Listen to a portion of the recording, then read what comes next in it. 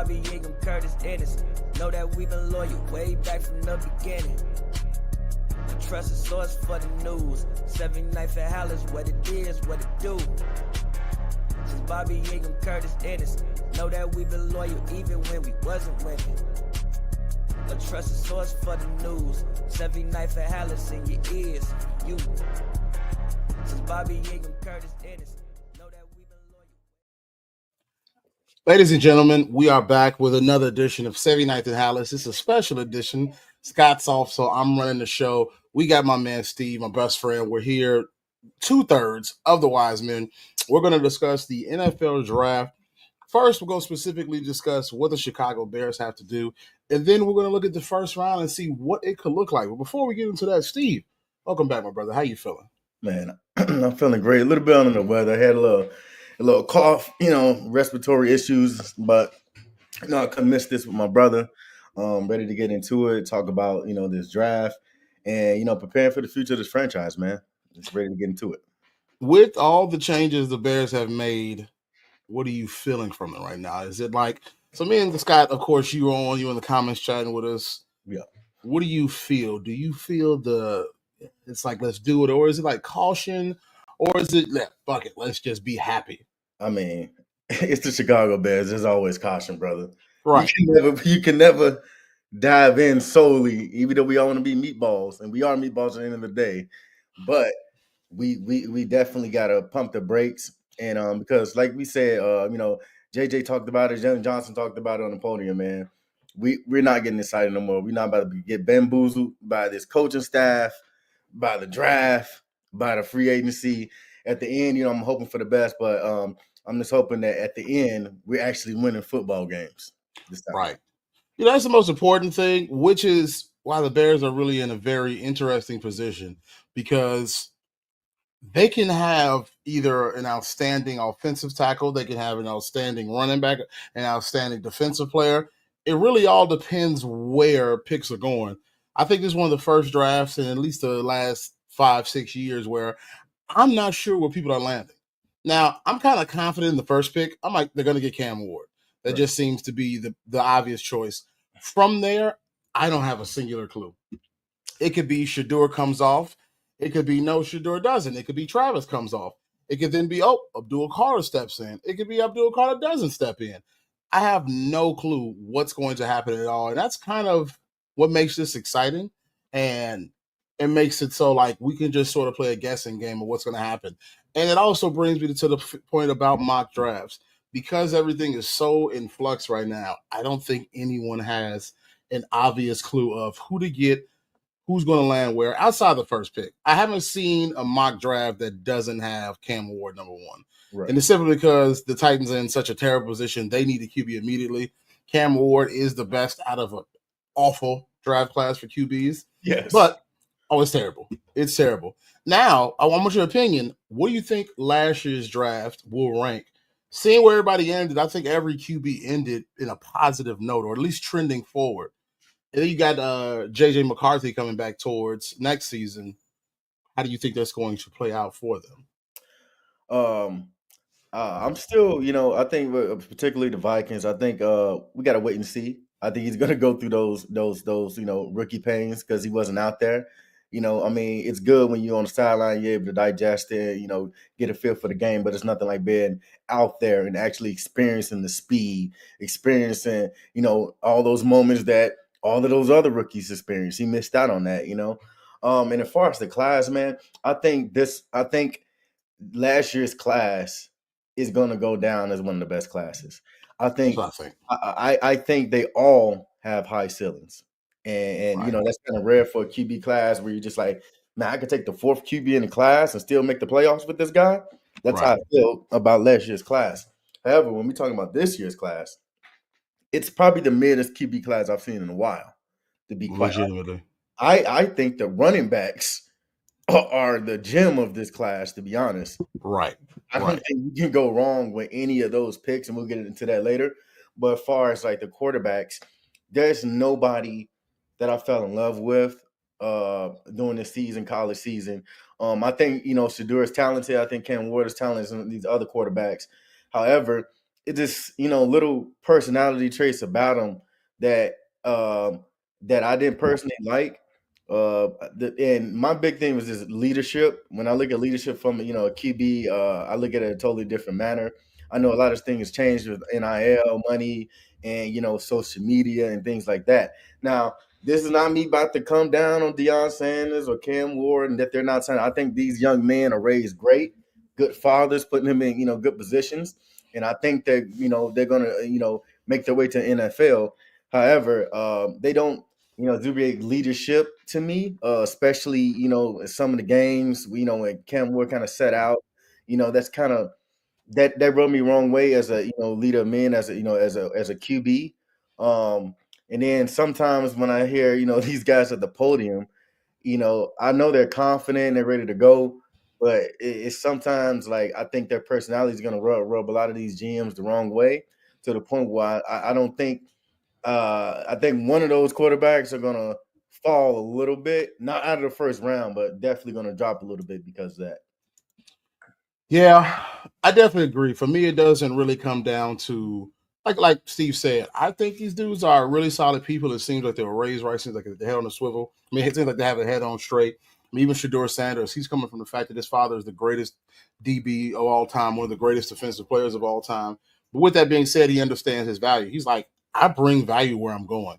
When you saw me at Jackson State, I'm taking a program that, though it was D1, no one was paying attention to, and along with my father, along with the number one recruit, Travis Hunter, at the time, I turned them into a powerhouse in the SWAC. And then here we go to Colorado. Colorado has been Colorado. You don't expect much from Colorado, and you never did. And then here comes Dion, here comes Travis, here comes Shador. And all of a sudden, you're like, oh, how many games they can win? The first year, it's like, man, it's only 4, but you felt energy, you felt excitement. The next year, though they didn't win their bowl game, if I'm familiar, they still went and they competed and they can play, and they played and they won more games than they had in eons. And you see the value of Shador. And then Cam Ward, you just saw how electric he was. You saw the things that he can do outside the pocket. You saw the things they can do even when he wants to step up, make a throw in the pocket. The issue is that what the hell is there outside of them? And I don't see a lot. So, with that being said, we are getting to the Bears draft picks. Right now, they have 7 draft picks. They got one. The first round, they got the 10th. Second round, they have the 39th and the 41st, which, if they're 32 in the draft, I guess that is the 7th pick in the second round, followed by 3 picks, 2 picks after that. So, there's 9th pick. So, I mean, back to back, they can do some real damage. Third round, they got the 72nd pick. Fifth round, 148th. None in the sixth, none in the fourth, but they have 2 in the seventh, the 233rd, and the 240th. Those 2 came from the Bengals and the Browns, respectively. The 39th one in the second round came from the Panthers. So they have 7. They have 4 draft picks, though not really in order. So the question is the damage they could do. Yeah. So, Steve, your first pick for the Bears, who do you have them selecting? What's your rationale, and how will they benefit the team? I'm gonna go ahead and go and say that we do select the offensive tackle, Armand Mambu.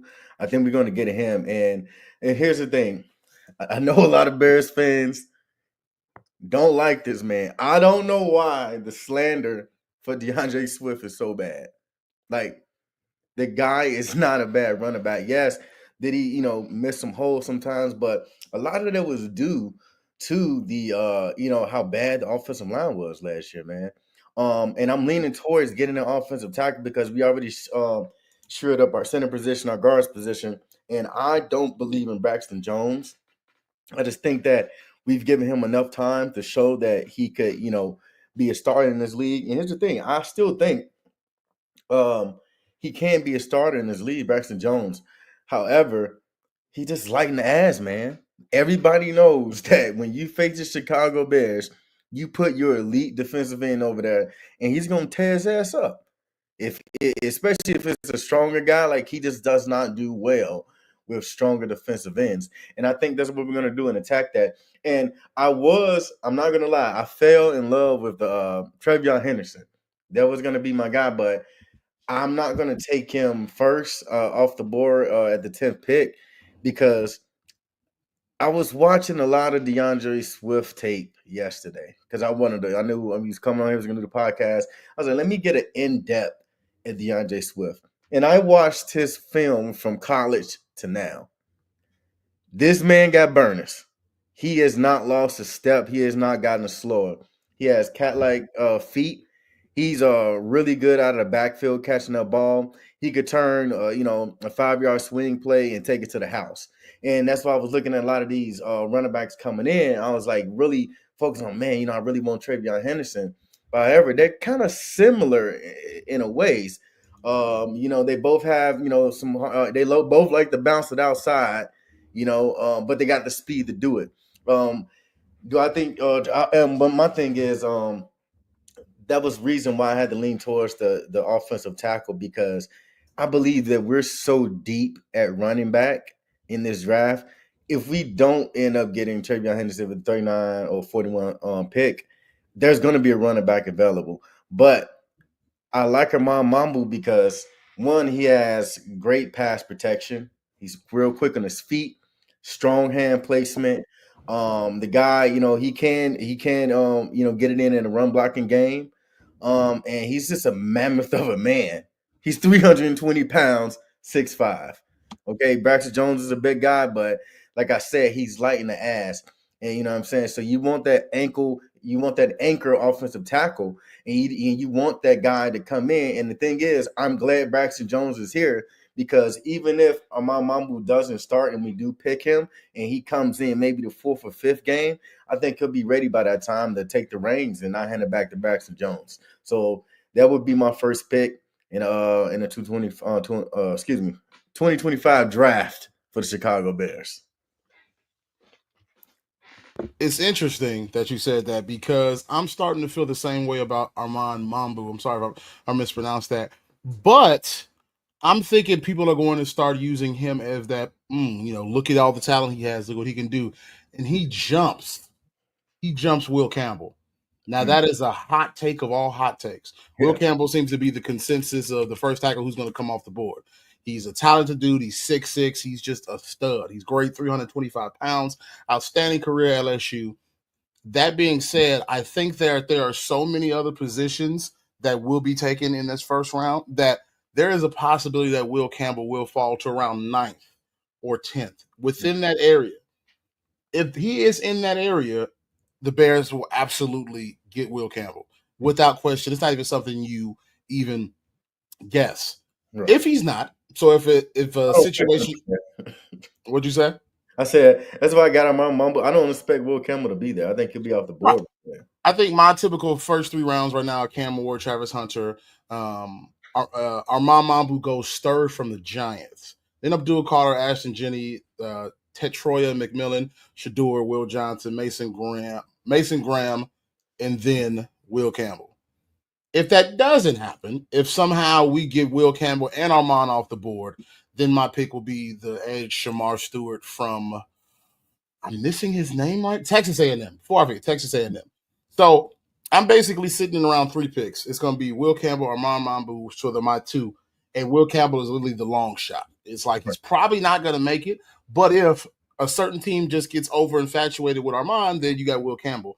I think both of them are outstanding picks. I think Armand Mambu is obviously the lesser pick as opposed to Will Campbell, simply because Will Campbell has played.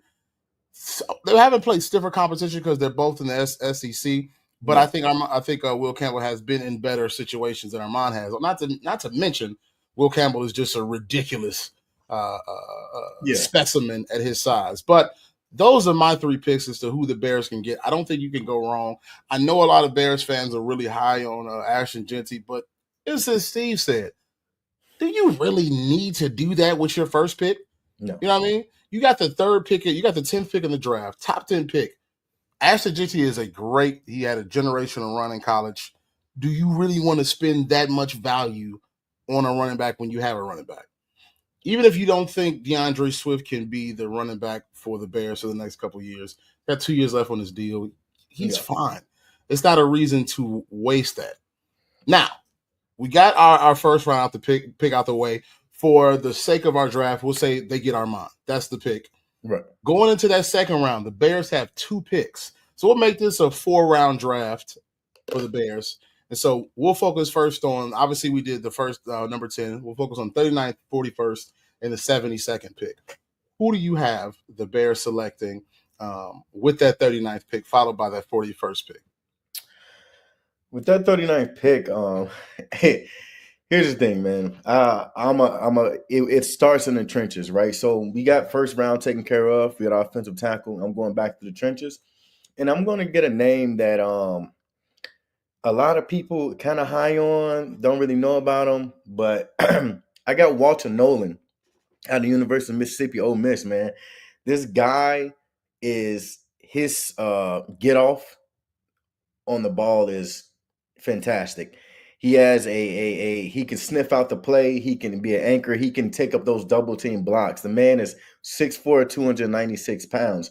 And here's the thing. We're going to need somebody on the interior next to Brady Garrett, because all those who know me know how I feel about Mr. Javon Dexter Sr.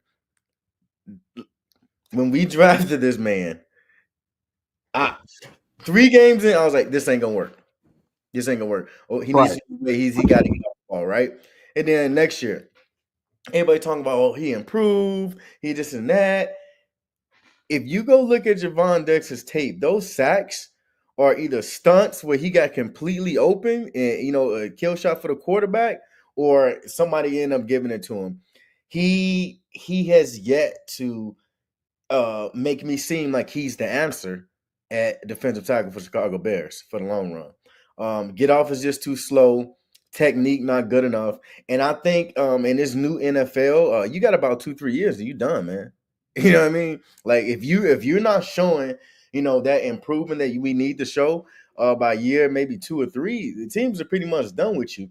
And so that's why I got Walter Nolan. Dude's big, he's fast, he's already got like NFL size. Like, so you don't gotta worry about, oh, he needs to lose weight, he needs to gain. He's a plug-in and player type guy.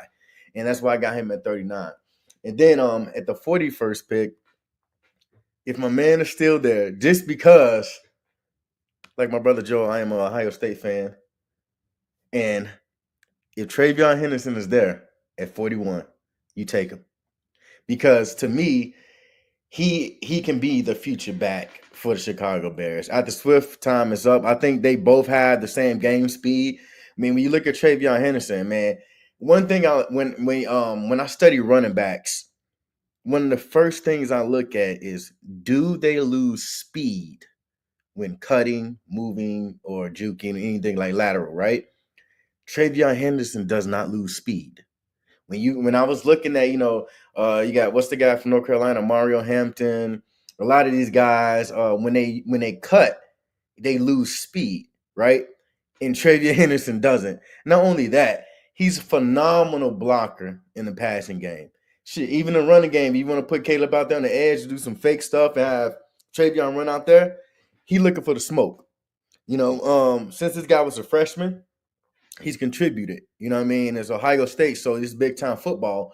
And so that's who I got at 41, man. I think I got Walter Nolan there out of Ole Miss, and then at 41 I got Travion Henderson, man.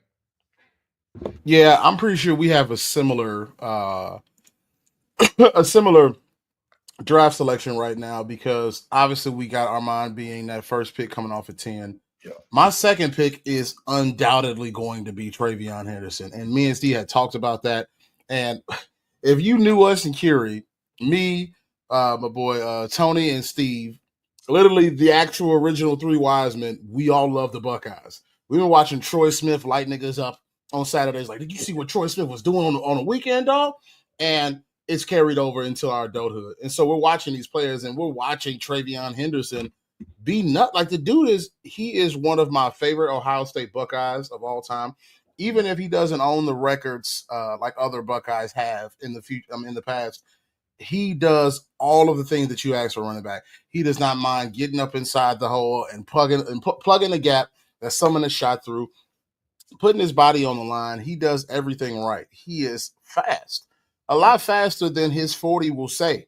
Yes. Like, I believe his 40 was a 4.4, 4.5. I'm 100% sure off the top of my head. Let's see. Yeah. Travion Henderson, 40. It was a 4.4. So no, he's fast. He's as fast as you think he is. a 4.40. In addition to that, not only can he run, he runs north and south. He does not feel that he needs to go east and west or try to get around you and go up. He's going to meet you. He's going to use his speed and his quickness to also get around you, but he's never afraid to go north and south, and his default is to go north and south. Right. In addition to that, the man can freaking catch. He can Yes. catch passes. What he's done for the screen pass, a little freaking in route or out route, telling him to take it up or get some extra yardage and fight for it. He's going to do it. And as I said before, the blocking. If you were watching Ohio State in the national championship versus Notre Dame, 3rd and 10, Will Howard has to get it to Jeremiah Smith. Everyone is accounted for by the 5 offensive linemen. There comes a late rusher. I wouldn't say late. He was a rusher that came from near where the linebackers are. So not quite, not necessarily second level, but almost. He shoots it, and I mean Trey stops him immediately at the hole. Pockets clean. Will throws it to Jeremiah Smith. It is perfect in all senses of the word when it comes to giving the QB time and making a key block. And he always does it with no fear. It's never like I want to just be cute. He does it well. Travion Henderson is undoubtedly the second player I would have the Bears selected. And Steve beat me to it when it comes to my next selection. It would be Walter Nolan out of Ole Miss. I have Derek Harmon out of Oregon, my just in case. Yeah. But Walter Nolan is, the dude's 6'4", almost 300 pounds. He's a stud. He has that attitude and that streak that you want out of him. I see a little bit more than I see it in Derek Harmon. I've had experience watching Derek Harmon. He's in the freaking Big Ten at Oregon. So I seen how he plays. Ole Miss, I had to actually go and find and watch those games, but he's a stud. And I doubt Mason Graham is going to the second round. The dude's getting selected off the board immediately. As soon as somebody who has that needs off the board, he's doing it. And so because of that, I think it's an immediate pick for the Bears. And I think he makes just an immediate improvement to the Bears' interior defensive line because, as Steve said, Javon Dexter, while I think he's made a lot of big strides, he's kept it. He's lost some weight. He's got quicker. We always wonder, will he stop standing up when he gets off the when he shoots out the other stands? He will not. I don't think so either. It's just I was telling me and Scott were talking about that. Oh man, that could be trained. I don't think so. You got to know that coming out the draft that I'm not going to stand up. Now, if you're dealing with the crispness of a technique, maybe work on a rip or a swim, or just your strength. Yeah, but if your first instinct is to stand up, I feel like you're working against almost a decade of bad habits that you didn't have to erase in the draft. And that's a very big habit that you have to erase. And I'm not confident of it. So that being said, we have one more pick, which would be the 3rd round, 71st pick. A little bit more down the line. A lot of people aren't even thinking that far down the line. But do you have anybody that you think they would select with that 4th pick, which is a 3rd round, 71st pick?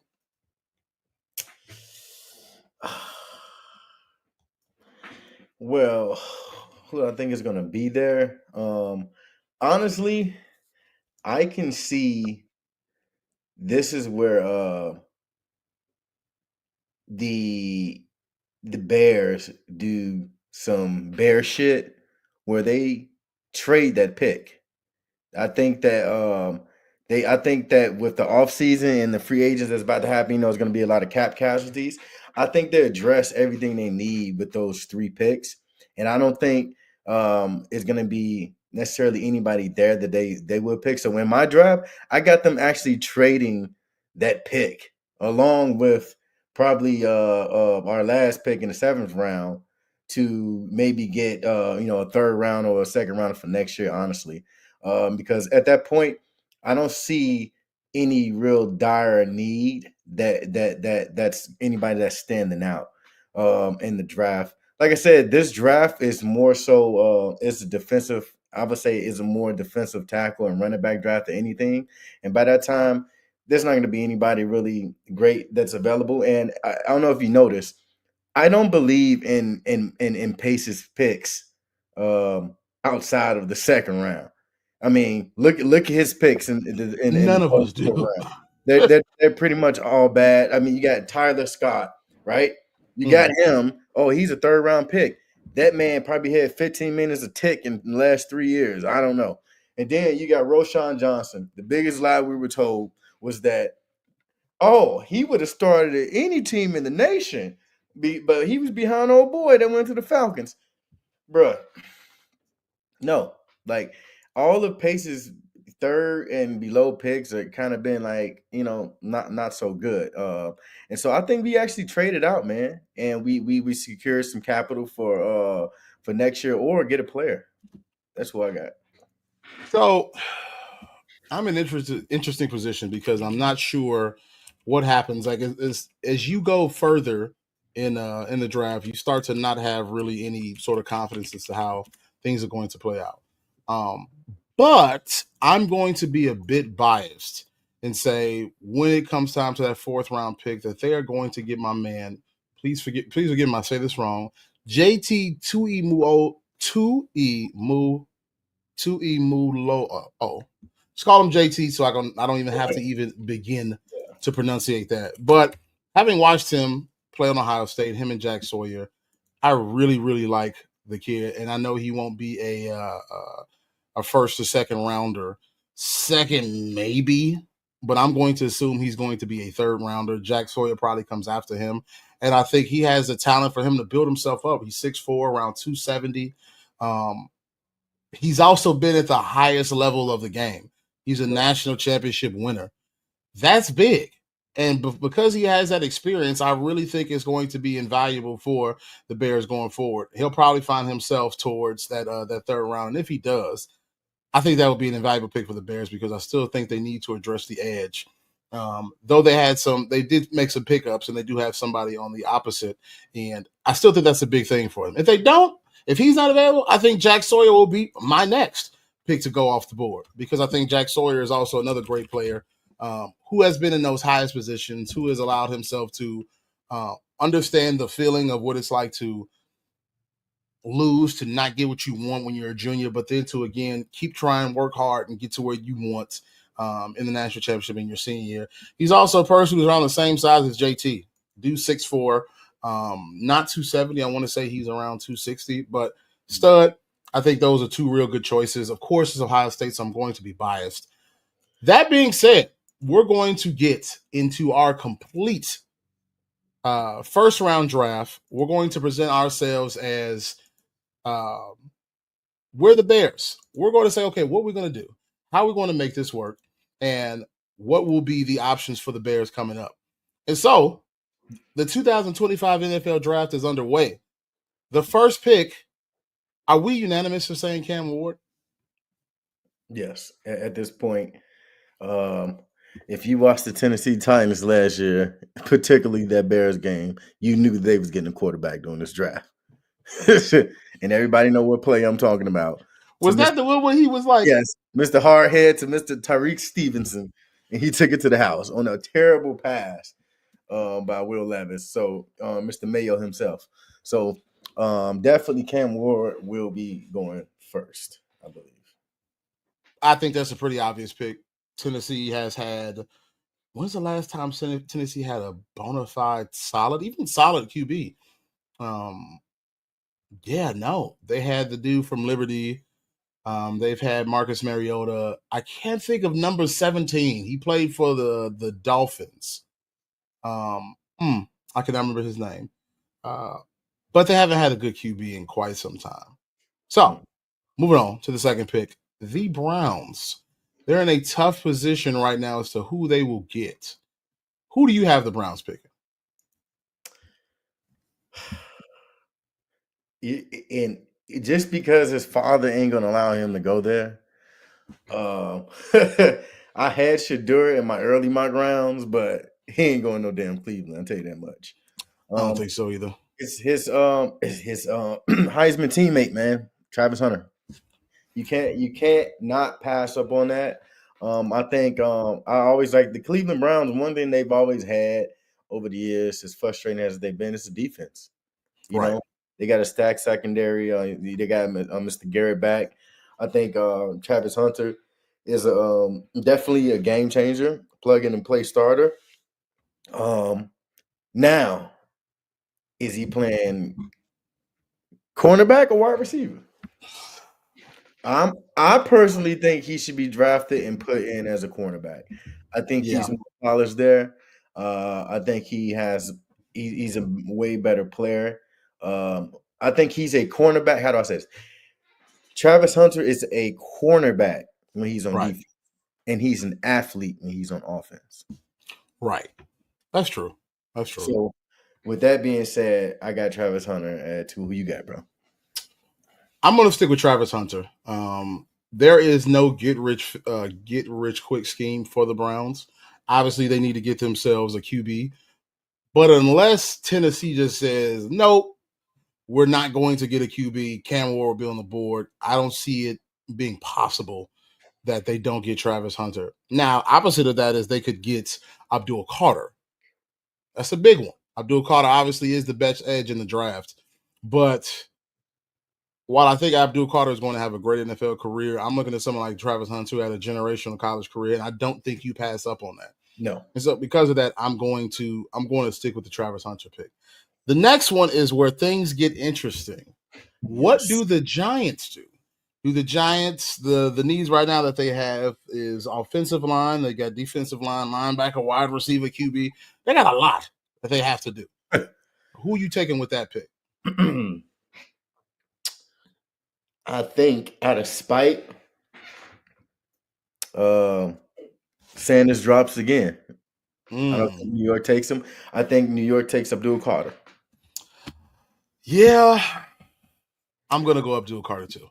And the reason I'm picking that is because I don't think the Giants are established enough offensively to where I don't think Shedeur Sanders will come to the Giants and make them a playoff team. Right. Like, he won't.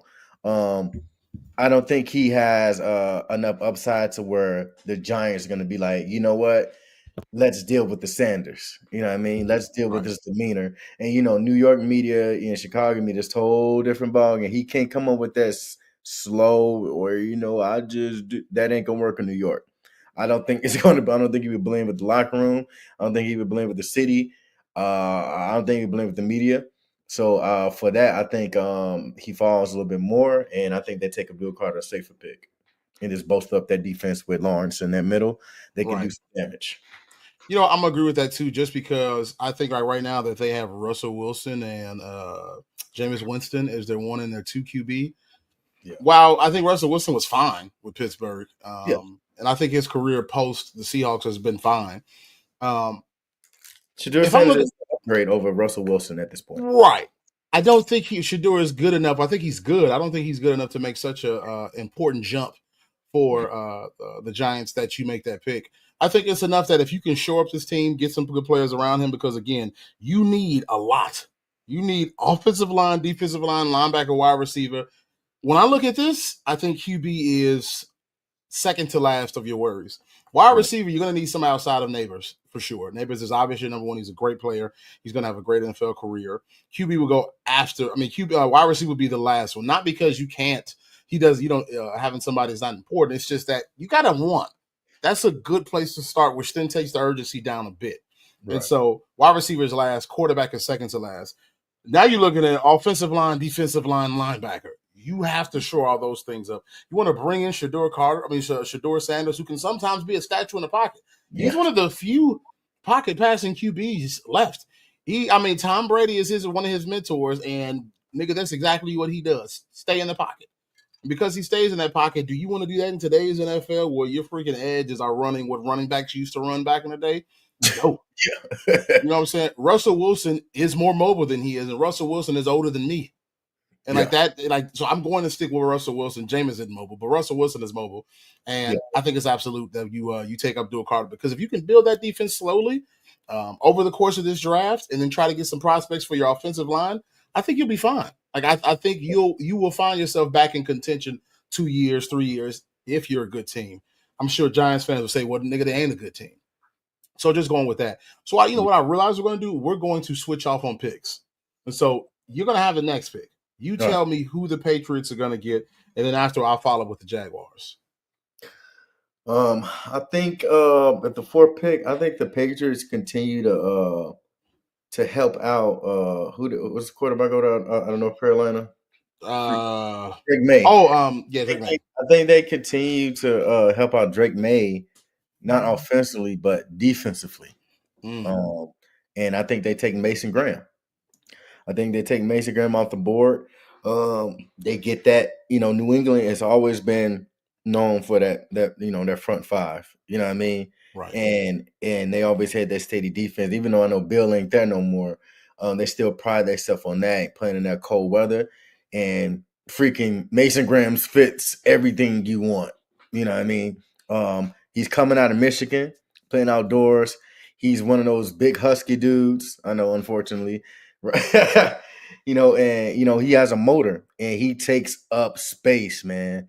And I Right. think that's going to be a good help. I think because I think they expect Drake May to make to take that leap without so much help now, and I think he will. Like I said, I believe in last year's 2024 draft class a lot, and I think they just can continue to boast up the defense with Mason Graham.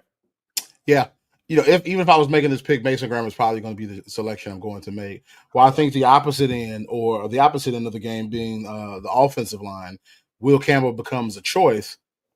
My assumption is that they've seen enough with their offensive line and how Drake May can get outside the pocket and make a play if he needs it. They're like, let's get that defensive line that is much more of an issue than anything, and let's see how we can make it work. So, going into the Jaguars pick, Jaguars are facing with they need to shore up that defense like hell. Because of that, because they need D linemen, because they need cornerbacks, I'm going to have them select Will Johnson, cornerback out of Michigan. Will Johnson, I've had the displeasure of seeing both him and Mason Graham do terrible things to my Buckeyes. And I also got to give respect where it's due. Yes. The nigga's a stud. No. Mason Graham, and that's credit to Jim Harbaugh. He built up some studs on defense, and that's been the key to stopping the Buckeyes this entire time. Even the high-scoring games, it was we got a generational talent at D tackle and a generational talent at cornerback. So if you can get past, if you can block him, if you can make sure Mason doesn't cause havoc, who are you going to throw to? Your number one is about to get blanketed, and that's what's happened. And because of that, I think they come off the board right next to each other. Will Johnson and Mason Graham, if somehow all of these coaches made terrible decisions and they fell into the lap of the Bears, you can't go wrong with either. You don't need Will Johnson, obviously, because you have a good corner in Jalen Johnson. But what if he was opposite of Jalen Johnson? Oh, of course, I'm not sold on Tyreek Stevenson, and though, of course, also your nickel is already settled with Kyler Gordon. So why not get yourself two number one cornerbacks? Will Johnson come on the board. But again, that's never going to happen because the Jaguars have too pressing of a need, and there's nowhere else you go from that. Now, the opposite is if they want to not go cornerback, the selection then becomes, okay, who do you do? Do you go Shamar Stewart? Do you go Mike Green? Or do you go who was our play? Nolan? I can't even think of Nolan's name. Our guy? Yeah. Nolan or Harmon. Nolan went to Mizzou. Not Mizzou. Can't think of his name right now. I won't even stress. Out of Ole Miss. Nolan, right. I think he then becomes an option. Because I think the interior D-line is probably the biggest thing. If they want to go edge, then Shamar Stewart obviously is the obvious choice. All right. Next pick, the Raiders. The Raiders, Steve. Who do you have them proposing as of right now? And I'll be honest with you. When it comes to them knowing needs, it's impossible for me to know every single need. The first thing I'm thinking of, what do NFL.com writers, what do my colleagues within covering games believe that they need? And what we see right now is running back, wide receiver, cornerback, O-lineman, linebacker. Now, of course, this is where it gets creative because it's who are you choosing? Who are you choosing to fit that role? Real quick, just want to jump back on Will Johnson. Some people may say this is a hot take, but he is the purest corner in the draft. Oh, absolutely. Pure corner? Absolutely. Will Johnson. He's freaking nuts. I literally remember last season, Will Howard, just like, nothing's going his way. It's cooked. It's cooked. But yeah, who you got for the Raiders with the sixth pick? Devontae left. He followed, his good old buddy down there to the Jets, where it didn't work out really. But somebody had to replace that. And in order for Brock Bowers to shine even more, because now everybody knew about him. Right. So Right. he's definitely getting, that double team on a consistent basis now. And I think the Oakland Raiders are going to combat with that with taking a wide receiver, Tetaroa McMillan out of Arizona. I mean, dude, 6'4", Right. 19, amazing ball skills, can jump out the gym, flexible. Um, Sometimes his motor goes away. However, that can be coached, and I think that's who they take. A dude was a stud at Arizona. Freaking, he's quick off the ball. He's smart. Dude makes some amazing plays, and I do think he can be a game changer, and be a true number one, given the right coaching. He's going Right. down to Oakland, and right now Oakland's one of those franchises where they don't know kind of where they want to go with things. But they do have some bright spots, and I think they keep offense and they go and get that wide receiver that they desperately need on the outside to have Brock Bowers out. Yeah, I am. I'm definitely of the ilk that they're going to get Ted Troy Miller. Now the other option is maybe that they go ahead and get Ashton Genty, but I'm like, I don't think that they need that as of right now, especially when the game focuses more on wide receiver or passing than it does running. That being Yeah. said, running is also making much more. Running backs are also making much more of a comeback. Now we're moving on to the New York Jets. New York Jets. I think the first thing that they're going to look at is offensive line. The question is, who are they going to take? And my hot take is they're going to probably go Armand Membo. Oh, Armand Membo. damn. Armand Membo. I know that takes him off our board. Oh, that messes up my whole drive. I know. Oh, Armand Membo goes off of the board. Now, this is, I will admit it, I'll be the first person to say, what the fuck? They're going to get Will Campbell if he's available, or Will Campbell will come off the board.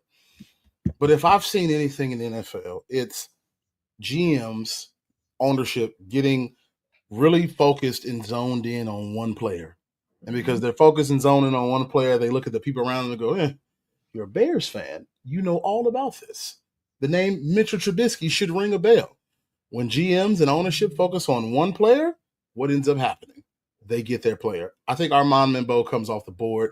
Of course, it could change with Will Campbell, but I'm going to go Armand Membo comes off the board. Because he comes off the board, it frees up an avenue for the Bears to make an incredible pick if it's available. So right. going on to the 8th pick, the Carolina Panthers are up, and when it comes to the draft needs, the Carolina Panthers need an edge, a safety, a cornerback, a wide receiver, and a D lineman. Well, given that they need all of that, however, the number one thing you need to do is make sure Bryce Young is protected. Later on in the season, Bryce Young got better. He was actually one of the better quarterbacks during the ending of the season, and I think that made the organization have more confidence in Bryce Young. Right. And for that, I think he drops, he falls, and they're going to take him, Mr. Will Campbell. Mr. Will Campbell comes They off the take board. Will Campbell, and they shore up that left side, and that way Bryce ain't running for his life no more. And if you watch Bryce Young at Alabama when he was at his best, right? Mm-hmm. That kid will pick you the fuck apart with the offensive line. He Right. will. The kid's got talent. He could throw. And I think if by Will Campbell falling, I think they say, that's one of those picks where it's like he really failed. Oh Right. no, we got to take him. Right. You have to. You can't pass up 6'5", 319, freaking playing LSU, being all these accolades that he has. You can't pass him up. So I think they select Will Campbell with that 8th pick and surprise everybody. So there goes Mr. Will, and that's why I had Mambu in mind, because I thought that Will was going to go first and Mambu was going to fall to us. But by Jets grabbing him now, you know what I mean? Shit. Panthers going to take Will Campbell. Might as well. Yeah, I think if this position falls, Will Campbell obviously becomes that pick. Just because while offensive line is not the most pressing issue that they need, defense absolutely is, and a wide receiver. What do you do when Will Campbell is sitting there in front of you? You have to. You take him. You take him. You absolutely take him. Moving on to ninth. This is where it gets a little tricky for me because I do not give a shit about the Saints, but I am going to try to do my best understanding what they need. Cornerback, offensive line, wide receiver, D-line, and then possibly are we choosing the QB? But because they need a wide receiver, because they need an offensive line, I'm going to make a very, very wild and very, very biased pick.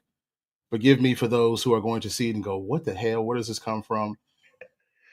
It's gonna be OC. It's OC. I know it. My man Emeka Ibuka is coming off the board. He's going top 10. He's not projected to go top 10 nowhere. He's not projected to go top 10 nowhere. Emeka Ibuka is coming off the board. I think he's the best wide receiver in the draft. They need a stud who is going to really play opposite outside of also a fellow Ohio State Buckeye, which for some reason I cannot think of his name. I watched him and Garrett Wilson, and then I saw Marvin Harrison Jr. play with him. Why is his freaking name not ringing a bell right now? But with that being said, I think that if you see in this situation where you don't have a Will Campbell, you don't have an Armand Membo, and you got to make some good plays, because if you did have those two players, obviously you're going to get one of them to shore up your team. But because you don't, it makes so much sense for you to then pick a wide receiver, especially in cornerback, where I'm not even really overly enthused with any of them. I think Emeka Ibuka becomes the player that you get. Now, Steve, you have the honor of trying to salvage the Bears draft when literally everything went wrong. All of the players that you wanted are gone. Who do the Bears get? There's still some. Remember, there are still some offensive tackles. Within this draft. You got Kelvin Banks Jr. out of freaking Texas. You also have Josh Simmons that we know out of Ohio State. So you can make some room. You can cook. You know, just man, I think hey, a lot of people about to be pissed about this. But because running back is so deep, we don't get a running back as much as ever. Oh, we're gonna get Genty. No. Right. Well, we're gonna get Travion. No. I think we go, and I believe we get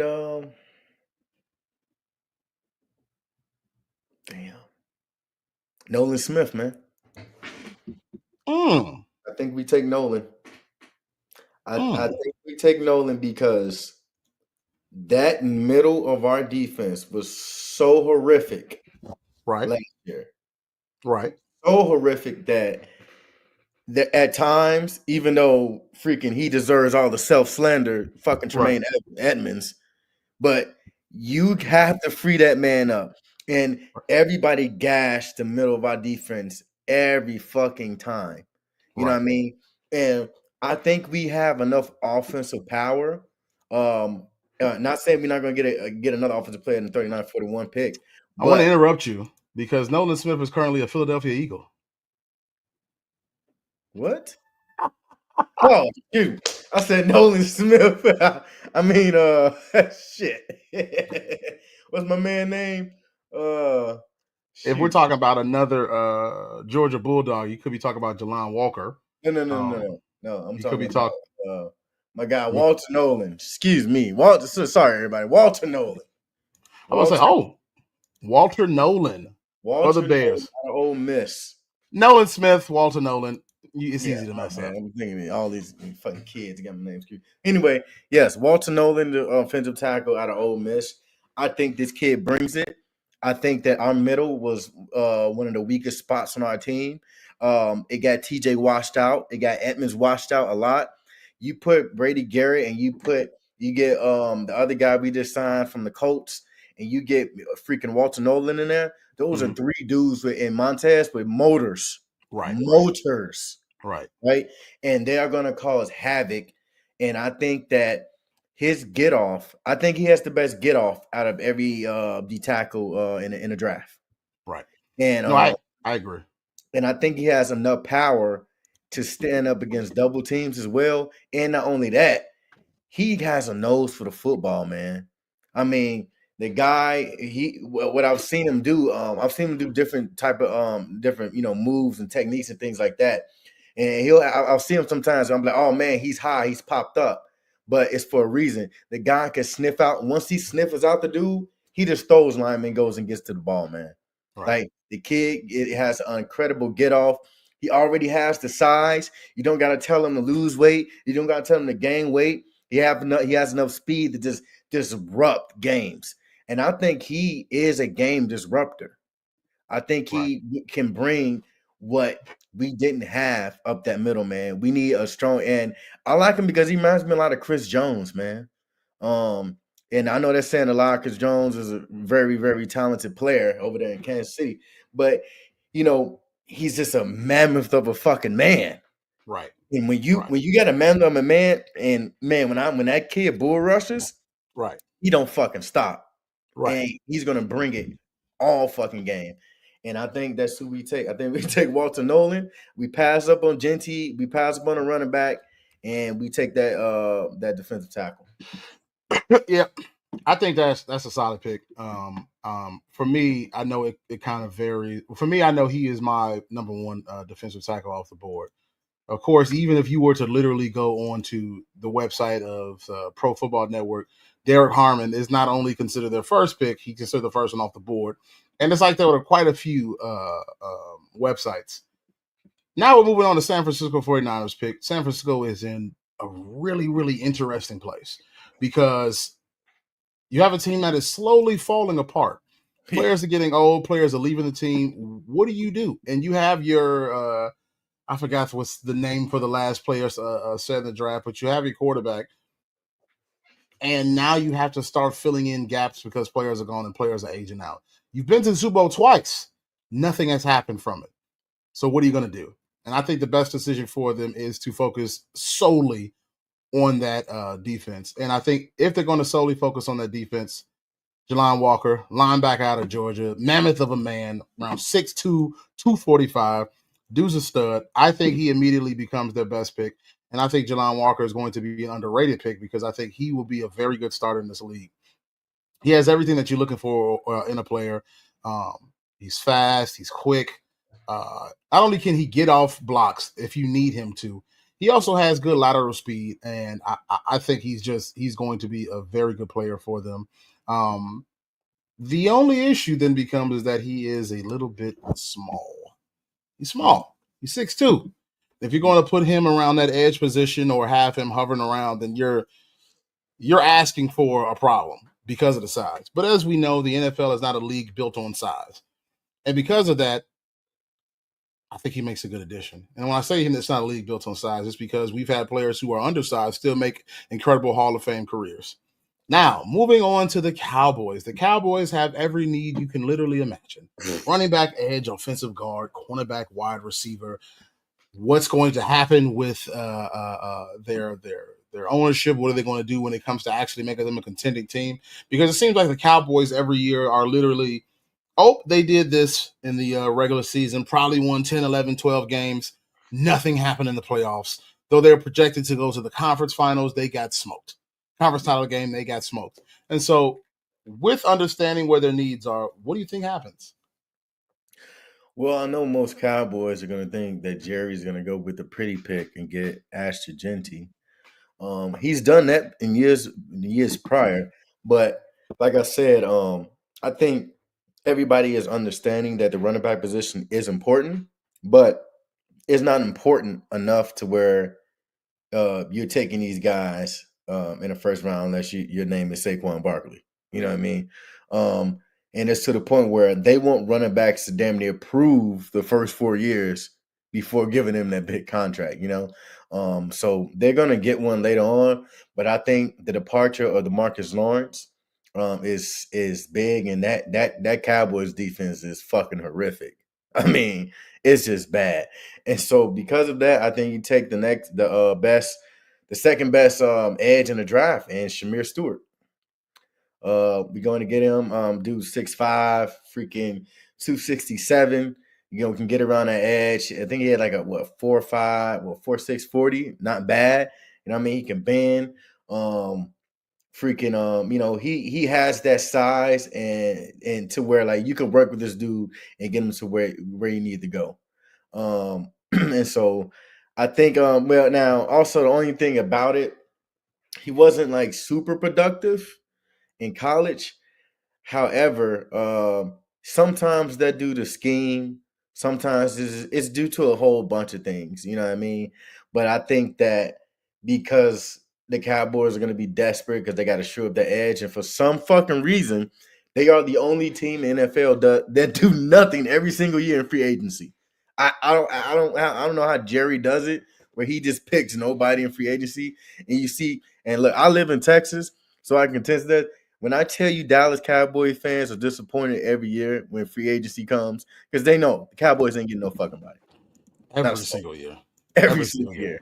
So they take Shamar Stewart, man, and show up that edge. And hopefully he can replace some of the production that DeMarcus Lawrence did, and get to it with Marcus Parsons. So, yeah, I agree. I think those are solid picks. If we're moving on to the Dolphins are in a position where they have to reshore that offensive line immediately. And, I mean, they have themselves a quarterback. They're not in the need for quarterback, though I'm not a big fan of Tua. I don't think he's going to be much in terms of the quarterback is going to get you over the hump. He's obviously a very good regular season quarterback. And in the NFL, most QBs are regular season quarterbacks. So with that being said, they are going to shore up their offensive line with another Ohio State Buckeye in one of my picks, Josh Simmons, offensive tackle out of the Ohio State University.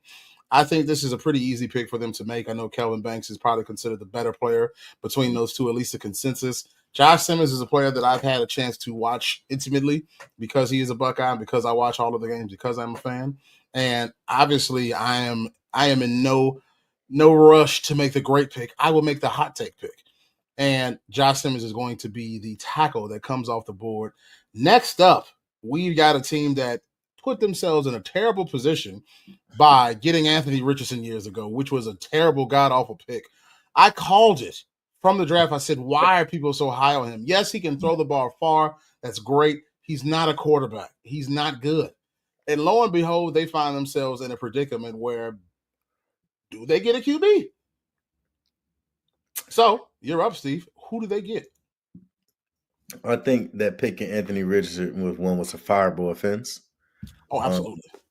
I think they like everybody. You didn't even have to know football like that to know that was a terrible pick. But I think because of that, they make another mid pick, and I think this is where Shedeur Sanders finally gets called to the Indianapolis Colts. I think the offensive line is still somewhat intact enough, and that they got some weapons on the outside where they can do some stuff. And I think that the Colts organization fits Shedeur Sanders more than people think. He's a more mellow, chill back guy. When you look at Indianapolis Colts, they're not a media crazy city that's gonna, kill you in the media, unless you tap your helmet and you're a quarterback and say you fucking tired, Right. But other than that, I think that he won't have no competition. Obviously, I mean, yeah, he'll be in competition with Anthony Richardson. However, if you draft Shedeur Sanders, that's basically giving Anthony Richardson his fucking papers. Absolutely. And I think that I don't think Dion would be upset with him going to the Colts. Right. I think that's a team where he can get his feet wet, learn, establish organization, and they get Shedeur Sanders with that 14th pick, man. I'm not mad at it. I know Shedeur at one point could have been considered, at least during the season, that the number two one of the number two quarterback. Obviously, he's coming off the board within the top 10. Yeah. Some players or some teams or some organizations publications. There we go. Have Yeah. Shador fall into like the bottom of the first round.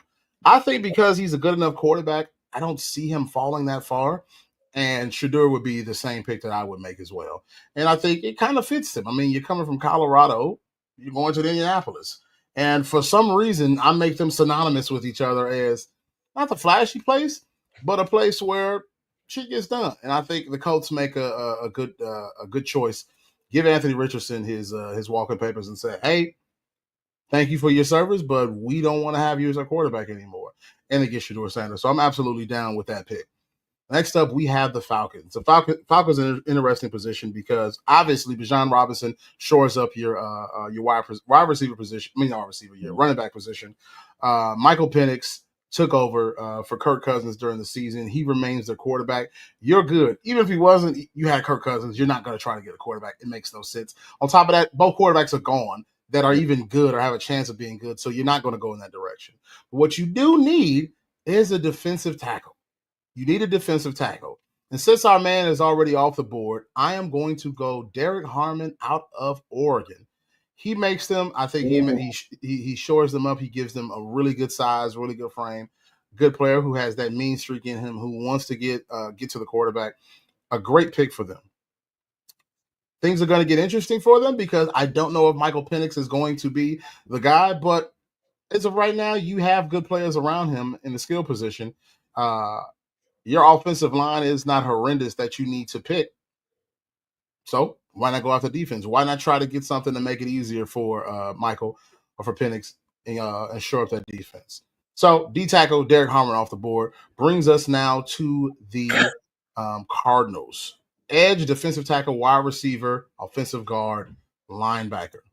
What do you got? Ashton Jesse still remains after this draft because I know people are high on him. They love him. They like him. It's just that I think most of these teams have pressing issues that there's no reason to pick up a running back just yet. So who do you got? Yeah, exactly. So yeah, like I said, Cardinals, they got some needs. And I think that because of the way Marvin Harrison performed, it's you do the smart thing and you go get your number 2 guy.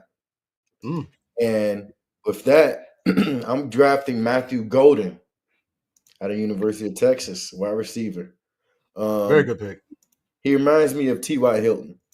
And if you remember T.Y. Hilton in his prime years, he was a dog. And I think he's going to definitely complement his game because they both totally 2 different receivers. Right.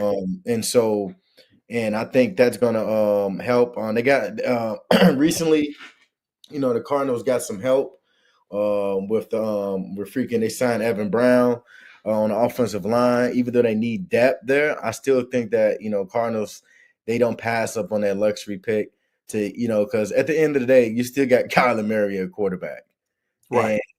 And he can beat you, any given Sunday, and you give that man some firepower, he's going to get down on you, and so that's why I think they take with the 14th, with the 16th pick. Yeah, I think that's a very good pick for him. Moving on to the Bengals. If you watched Bengals games last year, the only possible way they're going to win is if they score 50. Because that defense was getting scored on consistently. And while they do need an offensive guard, they need that entire defense to get remade. And because of that, I am going to make another hot take pick, and I'm going to pick another Buckeye. Tyleik Williams, defensive tackle out of Ohio State, is getting selected.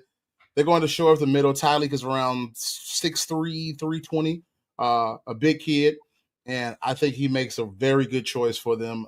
It allows them to plug in some holes that they need.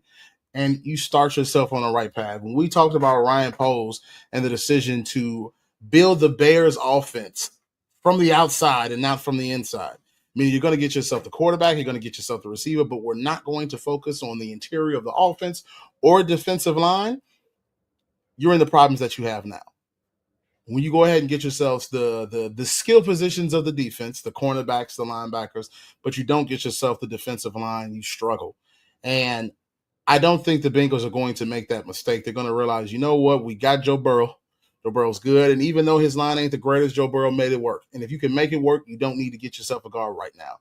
But your defense can't stop a nosebleed. And since they can't stop a nosebleed, we're going to go ahead and get ourselves a defensive tackle. And I think Tyreek makes an excellent choice for them. So moving on now to the Seahawks. Seahawks are in an interesting position as well. A lot of decisions have to make, but I think offense is probably the biggest. Yeah. Even though I think offensive the biggest, I think by them losing, who did they lose? They lost what's the guy's name? Hank. They lost their defensive tackle. They lost a couple of guys on the defensive line. And here's the thing, man. The game is won in the trenches. Right. Even though I know an offensive pick right here would be the pick you would want to go with, but I think they're going to go with the edge out of Georgia, Mikael Williams. Dude 6'5", 260, not the biggest guy. However, he has a motor, man. If you've seen this dude play out of Georgia, and if you know any guys that come out of Georgia, off that edge, they got some pretty good ones. So I think he fits that mold. I think they need to redo that defensive line because they lost a couple pieces. And during this drive, you're gonna see me real big on the trenches, man. I know people love the wide receiver pick. They love the running backs. But when I tell you it is about defensive line, offensive line, that's who you're attacking first. Because it makes the game much easier. You can have mid corners and mid safeties. As long as you got a dog defensive line, it don't matter. You know what I mean? Everybody else is going to shine. So I think they take Mikael Williams, the edge out of Georgia. Yeah, I think that's a very good pick. I think that makes the most sense for them. And I think, again, Georgia is known for freaking defense. Look what the Eagles did. That defense is damn near the entire Georgia Bulldogs. Pretty much. And so I'm going to have a bias and say that Georgia is going to produce very good players, and especially when it comes to defense. So moving on to the Buccaneers. Buccaneers are an interesting spot because Levante David is getting old. Part of me was like, is that nigga even still with the Buccaneers? So I literally went online and said, oh, he is still with the Buccaneers. I think he got re-signed with a 1-year deal, but he's obviously on his way out. 35 years old. He's had a very successful career. He is a Super Bowl winner, but they need a linebacker of the future because they do. Jack Campbell out of Alabama becomes the linebacker that takes that position. I think he's going to be a stud in the league. Honestly, this is one of the deepest drafts when it comes to defense. I feel like at any position you pick, you almost can't miss. And so because of that, I think it provides some very, very good, much needed security for the future. Even if he doesn't even start the most amount of games, even if he just comes in here and there, lets Levante get some rest, or if he comes in and it's the reversed opposite, he learns from Levante. I think it's a good pick for them. And now we're moving on to the Broncos. Wide receiver, running back, tight end, a lot of big picks to make. If anybody know anything about the Broncos right now, they're up and coming, man. I don't think the Broncos are to be slept on, especially their damn defense. And now with this 20th pick, like you said, finally the time has come. Mr. Aston Genty is coming off the board. They go with what many have said to be the best running back in the draft. They take Mr. Genty. I think their hard-nosed coach football team up there in Mile High, and I think Aston Genty is going to be a playmaker for them. I don't think that the Broncos is anybody that you really want to see doing mid-season. I really do believe – I like Bo Nix a lot, man. The more than he's getting credit for it. I love that defense. Obviously got some super studs over there. And I think that running back is the missing piece because they don't really got they have Javonte Williams, however, they don't have a clear front runner guy, Right. And you drive Genty, guy has balance, the speed, he can find those holes, has elite vision according to some. I think he fits the Broncos organization very well, and I think that'd be a good pick for Denver, man. Down the road, I think it's going to be a stud for him. About to get first running back took. First running back took, well deserved of getting that. About to make a big hot take. So, two things happen for the Steelers. The Steelers are obviously down 2 QBs that they had last year, Justin Fields, Russell Wilson. Both are gone. Both went to New York teams. And so right now they're in a position where do we get a quarterback? If Shador is available, I think Shador becomes the pick for the Steelers. I think it becomes obvious. And it's a good fit also. Black coach to black coach. Two people who know each other and know what they can do and also are good, seem like good men. And Mike Tomlin and Deion Sanders and a good leader of men, as they say in football. That being said, if Shador is not available, what do you do? You've got needs across to your team. You need to get yourself a quarterback. You need to get yourself a receiver, a running back. You also need to get yourself some interior and a cornerback. Where do you go? Most people probably say, well, maybe they get Amarion if it ain't Amarion, I blame the singer for me pronouncing it that way. But you get him out of North Carolina and you make something shake. That may be the normal thing to do. However, my hot take is they're going to get Jackson Dart. They're going to get Jackson Dart. They're going to get Jackson Dart. Man. I think they have enough right now at wide receiver to be okay. I don't think running back is the immediate need they need to go for. What do you do? Jackson Dart could either be, in my opinion, I think Jackson Dart can become a solid regular season quarterback, or he could turn into Kenny Pickett. There is no literally room between that. Because after Jackson Dart, the QB position just falls off. Oh, off a cliff. Off a cliff. Everybody else now, you got players who did good in college. You got freaking Kyle McCord, who was a Buckeye before he went to Syracuse, broke almost every record at Syracuse. You got Will Howard, who was at Kansas State, who's a good player, came to the Buckeyes, brought us the national championship. You got Quinn Ewers, who was always underwhelming, but has the potential to be solid. You got Dylan Gabriel, who was a Heisman finalist, but everything sort of falls off a cliff right now. And Jackson Dart seems to be the only QB left that you go, maybe? And because QB is such a need, because Mike Tomlin is a person who builds up players who can show them where their growth is, I think Jackson Dart becomes an immediate need. Hot take. We're going to call this episode the hot take draft because I've presented you nothing but hot takes. And I'm perfectly fine with doing that because the pick with Armand Membo coming off the board really messed up everything for our draft. Yes. And I'm glad it did because now everything is in flux and we just have to just find picks. Moving on now, 10 more picks left. You have the Los Angeles Chargers. They have some needs, and I want to say it's kind of balanced across the board. You got the defensive tackle position. You also got wide receiver. You got cornerback, tight end. What do? Who's the pick that you make? Obviously, you got your you got your QB, you got your coach. Yeah. What do? I think the pick's obvious, but who do you got? Yeah, I'm gonna go with the obvious pick on this. If you know anything about Jim Harbaugh, he loves tough, hard-nosed players, blue-collar players. Team players, last year, the Chargers are a little underwhelming. I think the outside of wide receivers are okay, good enough, serviceable to, make some plays. Obviously, you got Justin Herbert, and the offensive line is, it was humming. But I think one piece could be an X factor and take this offense to the next level. And we saw with Brock Bowers last year. And I'm going to go with my man out of Penn State, Tyler Warren. Tyler Warren it's funny. I didn't pay attention much to his college career. I want to say it's like week 4 of the college football season. I throw on a Penn State game. Either the Buckeyes had not played yet or they were dominating. Not 100% sure. I watched Tyler Warren. I was like, holy shit. He's going one-on-one against cornerbacks. Not only he burned a few, but he's getting around them. He's getting open. Dude is an incredible tight end. I think he's going to make a big splash in the league, and he seems to be the obvious choice for them. Oh yeah, he's so make life right. Incredibly, I'm 100% down with that. Now we move on to the Green Bay Packers. I want to draft a kicker and just say I don't care, and just I don't care what they get. But if I'm them, I think the choice becomes obvious. You need to get yourself a cornerback. You got your cornerback already. But you need yourself a number 2 who's going to make it work. And I think Jahdae Barron out of Texas becomes an obvious pick for you. I'm not going to spend more time with that. Whatever. They need some players. They're going to get some players.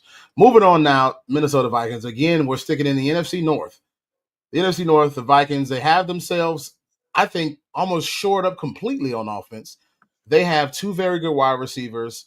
Lost the quarterback. which again I am forgetting players' names. A former Jet. He had a stud year last year, but now you find yourself with a young quarterback, J.J. McCarthy out of Michigan, who was injured. The reason he did not play last year, but now that he has become he's your quarterback of the future. You don't know if he's a franchise yet, but he's your quarterback of the future. They have some decisions to make. So they can either go safety, they can go cornerback, they can go guard, they can go edge, they can go running back. For me, again, I don't know if running back is the first pick I'm going to take. I know for a lot of fans, it's a sexy pick, but is Yeah. that the pick you want to make? I don't know. So who do you got the Vikings taking? Well, I think that you know, I love him as a player over the years, but I don't think he's gonna get re-signed, and I think after this he's gonna end up just going to one of those Super Bowl contender teams. Um, and I think they're gonna get their safety of the future, man. And I think Harrison Smith is, on his way out. And I think they go ahead and take Malik Starks out of Georgia, man.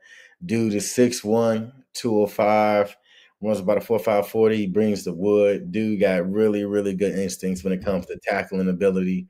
And he's been, a consistent player in the SEC, man. And he's capable of playing strong and free safety. And that's the good thing about it. He has enough speed to do both. And he's a tackling machine, dude. So I think they take Malik Starks out of Georgia. Yeah, that makes sense. I think the next pick is probably the easiest if this situation ever happened. You got rid of Laramie Tunsil in the trade. You need yourself a young tackle, Kelvin Banks. It's the easiest pick that I would make in this entire draft. I don't even have to spend much time. I wouldn't have got rid of Tunsil, but you did. And you're looking to get yourself a tackle on a rookie contract. Kelvin Banks is the easy choice. Now we move on to the Los Angeles Rams. Los Angeles pretty much has their biggest needs across on defense, but also is consideration for a running back, for a tight end. Running back again. They've made do without a great running back. They probably will be fine. But who do you got them choosing? Um, honestly, I got as much as Sean McVay is an offensive guy, I got to go on defense, man. I think since Ramsey left, that cornerback situation has been shored up for a minute. And it's funny because you had got him off the board already with Jaleel Barn. I had him going there if he would fall. But I think my next guy, I got Exarf Thomas out of Florida State. He's a long guy, has good ball skills. He can run. He's fast. And I think they try to get that cornerback of the future because they don't have one over there. And they desperately need that back on that defensive side. So I think they go get that cornerback of the future. Next up, we're moving to the Ravens. The Ravens are a team that they have some players who are out on the defense, and they need to shore that up. Offensively, they look like they're near complete.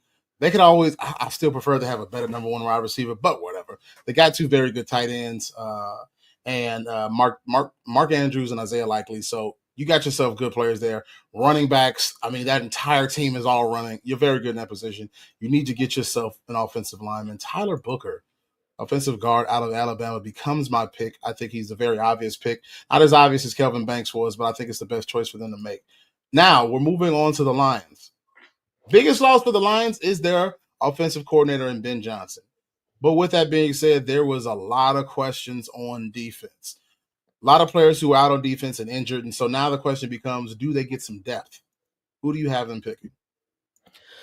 So obviously they lost to Zarius Smith. And you got Hutchinson coming off a gruesome injury. That guy was on pace to be defensive player of the year. You couldn't tell me. Oh my God, the man would crazy. Again, another Michigan player that I hated seeing. And so I think they try to give him a guy to pair up with. Detroit, yes, they lost Ben, however, most of their core is still intact, and I still think that the mindset that the coach has over there still has Detroit Lions on the right track. And with that being said, we're going back to the Ohio State, and we're getting Edge Jit Tamaloa. Am I pronouncing his last name right? I have only said JT over the years. JT Tamaloa. They're gonna go and take him. and shore up the other line. Dude, stud player. He's been there for a while. Freaking, I don't really have a crazy high ceiling for him. However, because he's on Detroit and that defense is pretty good, I think he'll be able to stand in there and actually win that starting job and contribute a good amount. Obviously, he's not going to get double teamed, so he should have enough talent to get to the quarterbacks as well. So I got him taking JT over there out of Ohio State.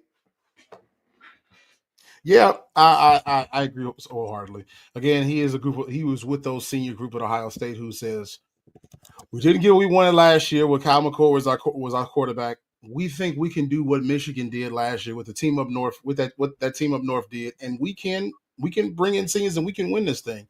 JT, Jack Sawyer, seniors, they stayed there, they made it happen.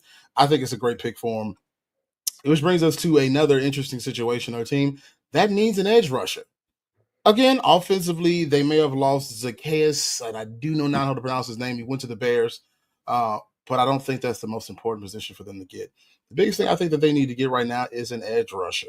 And if JT's off the board, Mike Green out of Marshall. Marshall's an interesting situation because Marshall, the school does not play the talent that Ohio State will play. And now while Mike Green is typically way ahead of JT, look who Ohio State has played. Look who Marshall has played. But if Mike Green's available, you're going to get yourself Mike Green. I think it's a great pick for him. Again, this is a draft that I think it's a great pick for everybody at the position if they select well. Whereas in the past as well, you got to get who's available. You got to get the best player, the consensus player at that is available at that time. I think everybody is in a position to really come up within this first round. Which brings us to the last three picks. The teams that went the deepest. We have the Buffalo Bills, the Kansas City Chiefs, the Super Bowl champion Philadelphia Eagles. The Buffalo Bills need a cornerback, a defensive tackle, linebacker, edge, and a wide receiver. What do you got?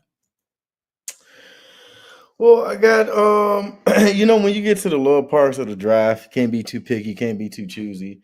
You're Right. going for guys that they could just contribute, whether they start or contribute on special teams. They crack that starting lineup, good for them. But I think they pick. I think they go safety out of Wisconsin, Hunter Warler. I'm gonna have to even find that. Yeah. Hunter Waller, safety out of Wisconsin. Yeah, Nice. big thumper, 6'2". And over there in Buffalo, they lost. Buffalo's secondary was like great a couple years ago. Right. And now it's time for them to show up that safety position. Like I said, when your team is doing fucking good, you ain't gonna get the prettiest picks. However, I think this dude can contribute.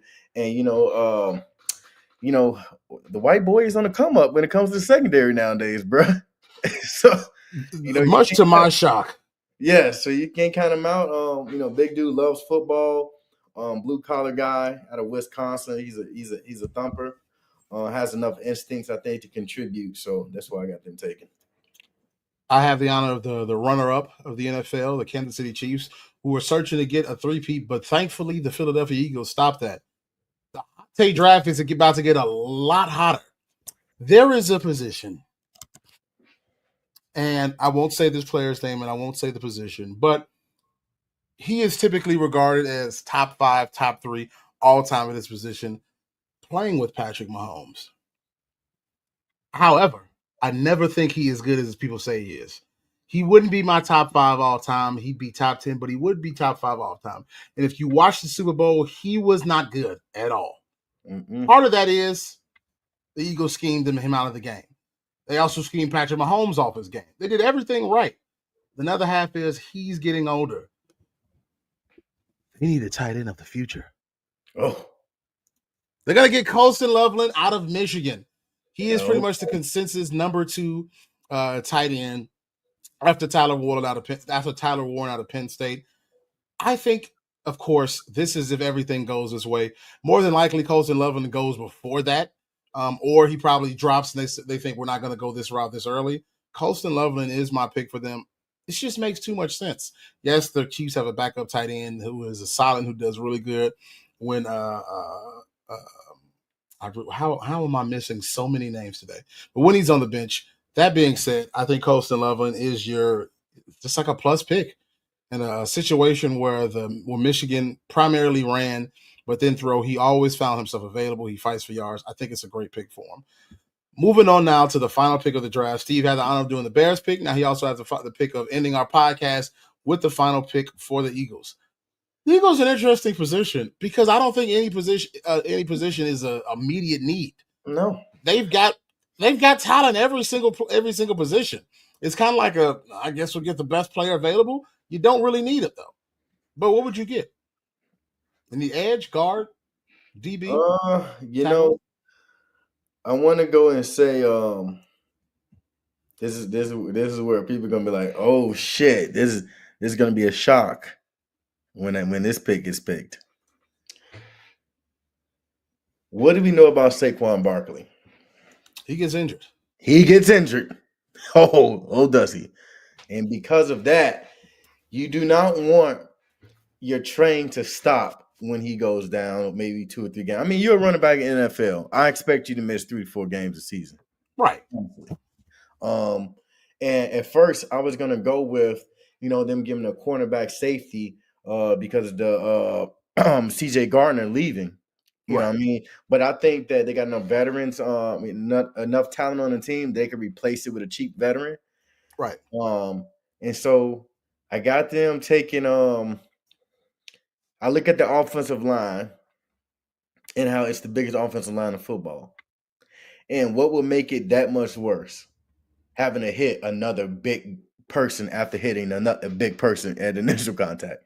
So I got them taking Omarion Hampton out of North Carolina. You don't want to run into that after running into one of those guards or tackles. You know what I mean? Like you just don't. I think he's a different change of back from Saquon. I think that he can compliment him enough, and I think he's going to learn a lot. He can learn a lot from him, and he just has that thumper mentality. And he's a bigger back, one of the bigger backs in the draft. You're not going to get him down with a hand tackle or any of that. You got to bring it when you freaking hit this guy. And I think that he'd be a good change of back for the Eagles. He's not going to burn you. He's not going to go for 60, 70-yard run. But I tell you, when those winter months hit, down at that stadium, you're gonna want a guy like that backing up Saquon. I agree. I got him already with the 32nd pick. I think the last 4 picks are probably the ones where you go, you can get any position you need. I don't think any of them is really that pressing. Probably the Commanders obviously have the little more of a pressing need that they need edge, but Buffalo Bills, Kansas City Chiefs, Eagles, it's kind of like a toss-up. Who do you want to pick? But that being said, we are at the end of our podcast, and here are our 4 results.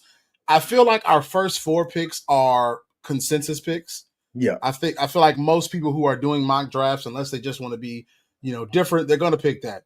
Even Will Johnson, Ted McMillan are probably going to be within that range. It gets hot takey when you go with the Jets. Armand Mimbo, I admit it's a hot take pick. Yeah, I made it because my entire draft, bro. I know. I made it because it's an assumption. I'm like, I can always see a GM, a coach, they're saying we're so enamored with this guy, let's go ahead and get him. Even though Will Campbell is the consensus first player off the first tackle off the draft, they're probably thinking, we didn't like Will Campbell's arm length. It's not as good as we need. Because the NFL sometimes can be very slave ownery and thinking, we need these physical aspects. Mm-hmm. And because of that, they think, let's get Mimbo. Though he's not as big, he's a talented player. And then that's where everything just sort of just unraveled for us. Emeka Egbuka, I know it's a hot take. He's a Buckeye. I'm putting him there. I think it goes perfect for the Saints. Of course, that they have a decision to make of what they're going to do with the quarterback position. Are they going to realize that Derek Carr, who could miss the season, will they go ahead and bring in Shedeur because the next person up is Spencer Rattler? But you got Chris Olave as your number 1. Right. Because you do. I think it'd be a good decision to get yourself a number 2 wide receiver in Emeka. Emeka is still, Emeka has had the unfortunate reality of playing across ridiculous talent. Yeah. And players who were better. That being said, he's still very good. He is a stud who has always managed to put in the work, never had to talk, and he walks out Ohio State champion. And I think he makes that pick. Now, I will say, I think our next 5 picks are pretty solid.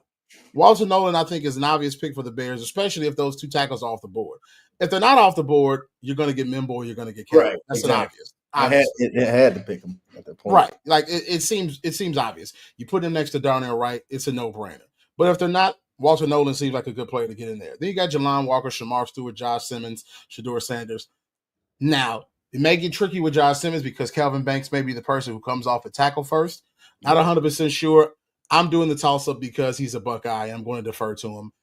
If the positions fall this way where they are, I think the picks that we have outside of the Steelers make the most sense. If you're Indianapolis, you get Shador. If you're the Falcons and Nolan's gone, you get Derek Harmon. Then you got Matthew Golden, Tyleek, Mikhail, Jihad, Ashton Genty. A hot take began when I'm putting Jackson Dart in there. Right. Jackson Dart is not – I don't think Jackson Dart is – I'm literally looking up Jackson Dart draft profile or draft prediction to see what most people are saying. And I don't think most people even have him coming out the second round. Coming out the first round. He's probably more of a player that you have to figure out, are you going to develop him? He's come out of Ole Miss. He's come out of Miss, and there's nothing special about his game. He's 6'2", which is starting to become the average quarterback height.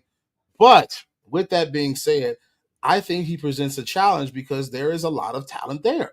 TD's his final year, he almost threw 30 touchdowns. He got like 5 interceptions. I think he finished his career strong, 4,000-yard passer, and I think he's a project. But I don't think he is as raw of a project as Anthony Richardson was. Anthony Richardson never threw for 20 touchdowns in his college career, where Jackson Dart threw for, every time he was a starter, he threw for over 20 touchdowns. And again, that's just a very, very bare bones thing you need to cross. I think it's a good pick. Outside of that, I think this is great. Tyler Warren becomes the obvious pick for the Chargers. It doesn't get any more simple than that. Jahdae Barron for the Packers. I didn't want to spend too much time. I'm kind of pissed, man. If they get another fucking cornerback, bro, like. It's one thing for sure is that it will become dangerous for dangerous for those who are playing the Packers, because while I don't think Jordan Love is like a great QB, I think he's serviceable and they have serviceable players around them. The thing becomes, if you get another cornerback to go opposite of my goodness, what is his name? The opposite quarterback. Jair Alexander. Mm-hmm. If you get him opposite to go Jair Alexander, you got some freaking studs on offense. You already did it with the fact you got 2 very good safeties. You got a solid defense. It makes them dangerous. And Jahdae Brown becomes a good pick. Then Malachi Starks, Kelvin Banks, Azariah Thomas, Tyler Booker, very good pick. Now you got JT. I'm going to go. We will say JT from the Buckeyes. Interesting pick. I think the edge position gets a little bit convoluted. Mike Green probably becomes the consensus player who goes off next after you have all those players gone. As of right now, if we're looking at our draft, we've had 3 edges come off. It gets tricky, but also I'm going to defer to the Buckeyes, and I agree with Steve's pick on JT. Mike Green goes next. Hunter Wohler out of Wisconsin, I think, is a solid pick for the he's a tackling machine, dude. Right. Tackling machine. For the Bills. This is where I think these are great picks for the future. 2 teams who don't really need to shore up much. Well, Chiefs probably need to work on that offensive line. Also get themselves another receiver. I think Colston Loveland makes a very good pick for them because I do not believe that they have a situation at the tight end position for the future. I think there's too much decisions. There's too many ifs. And Travis Kelce is on his way out. That's my firm belief. I do not think Travis Kelce is going to have another very good season out of him. I think Travis Kelce is going to slowly decline. And unlike LeBron James, where the decline is happening so slowly, I'm starting to see that fall off just start to slowly. Bear in mind, since Patrick Mahomes has been there, he was a 1,000-yard receiver. I mean, if I'm looking at stats, he was a 1,000-yard receiver from 2016 to 2022. But as the seasons has gone on, after you hit 2022, you're starting to see what age is taking up on him. And I think the right decision is to pick up his replacement. He's 35 years old. He's getting older. And then finally, for the Super Bowl winning Philadelphia Eagles, it's kind of like a do what you want. It's a luxury pick. Right. It's a luxury pick. Like, who do you want? And again, Saquon Barkley, though I think he's only had really one devastating injury, he'll miss 3 to 4 games a year. Last season, he missed 1 game. The year before, he missed 3 games. If I'm correct, I don't want to assume too much, but I was right. 16 games last year. He missed 3 games the year before, 16 games the year before, 13, missed the whole season, then 13, 14. He's going to miss 3 or 4 games a season. And why not have another big running back next to him who, not only, and on top of that, what if Saquon Barkley's out for a series if he needs to get himself checked up, get an exercise bike? Why wouldn't he? It's a luxury pick. Yeah. And I think this is a perfect way to finish their successful offseason, their successful season. Super Bowl winners dominated the potential 3-time Super Bowl winners in the Chiefs, trying to go for that 3-peat. You dominate them from start to finish.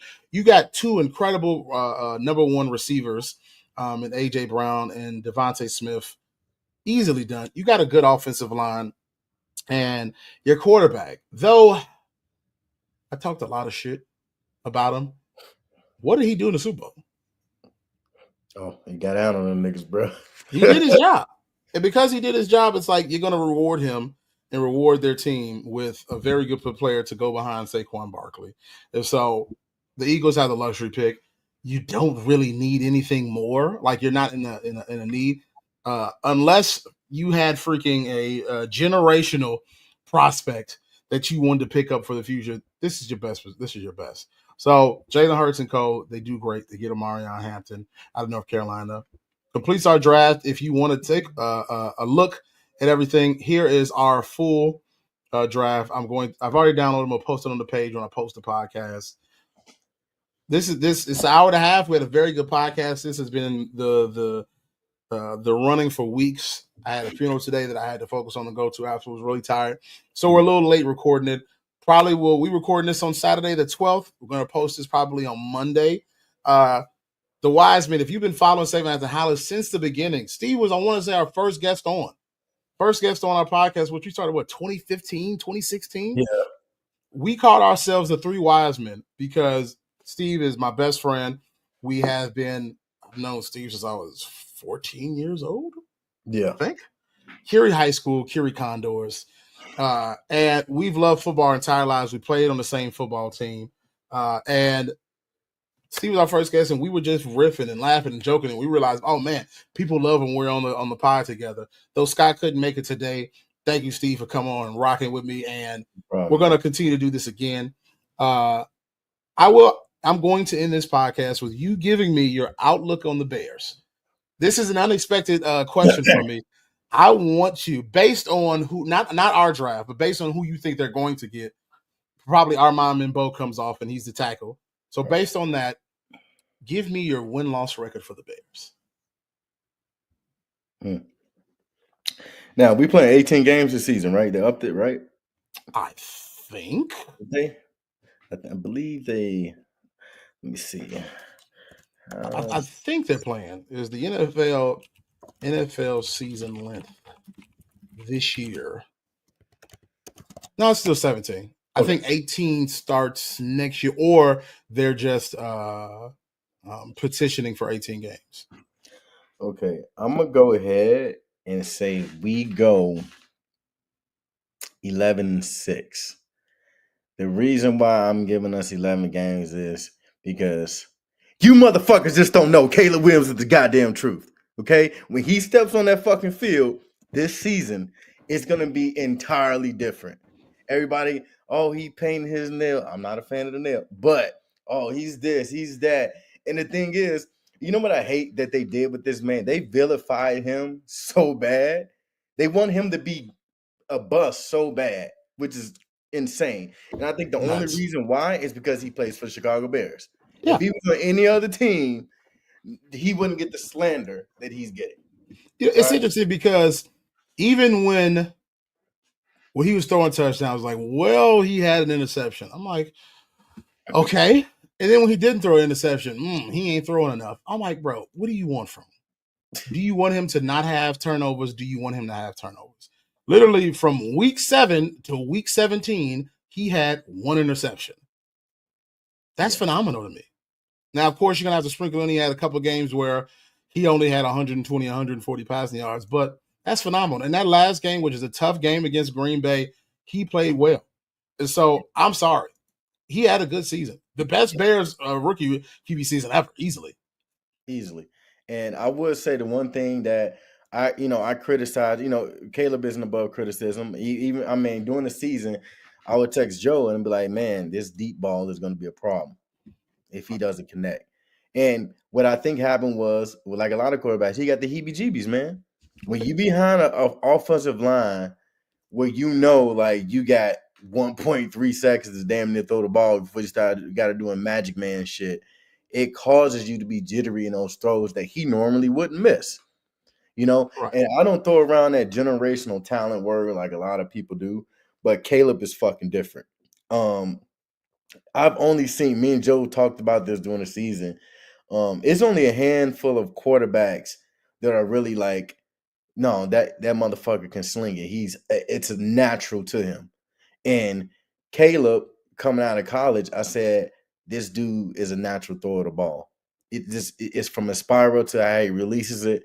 He's a natural thrower of the ball. I think Ben Johnson is going to turn him around. I think a whole lot of things are going to happen. Accountability on the offensive side and on the defensive side. And I also think, real quick, get into who I think is going to be actually special this season. DeAndre Swift has heard the chatter. He's heard it. And I don't know if y'all know this, but that man doesn't get caught from behind. Like, he's still one of the fastest running backs in the NFL. For sure. Cat quick. And here's the thing. I think coaching is going to be what's going to give DeAndre Swift that exclusive 1,000 yards. We're like, nah, he really was like that this year. You gave it, you shored up the offensive line. He has a new coach back there, and whether the media, or excuse me, not media, the teams aren't going to outright and say this, but teams are scared of Caleb Williams, bro. They know that he can make. They hit him footsteps. Oh yeah, he can make any throw on that field. And you want to talk about fucking pocket presence? That's why I'm like, when people talk about Chicago Bears, the first thing I ask them, did you watch the entire game? Because when you're a fan of a team and you actually watch the team and you study everybody, you know why shit's going wrong. And that's why I hate about a lot of the national media when they talk about the Bears. They really don't know what the fuck they talking about. They see clips, they see highlights, they see lowlights, but they don't see how, like, if you watch that last Packers game, man, you want to talk about pocket presence, you want to talk about ice in your fucking veins, that dude has it. You know what I mean? And like Ben Johnson said, the freaking Chicago Bears is a sleeping giant, man. We've been waiting for this moment. Every team has a moment in history, whether they get that new coach, that new quarterback, that new locker room, you know what I mean? And this is the Chicago Bears time. And I'm gonna tell you one thing: Ben Johnson looks like a prideful motherfucker, and so is Caleb Williams. You mix those two, oh, like they said, they're not trying to just win. They want to be like, how much did you win by? And Ben Johnson loves to run the ball.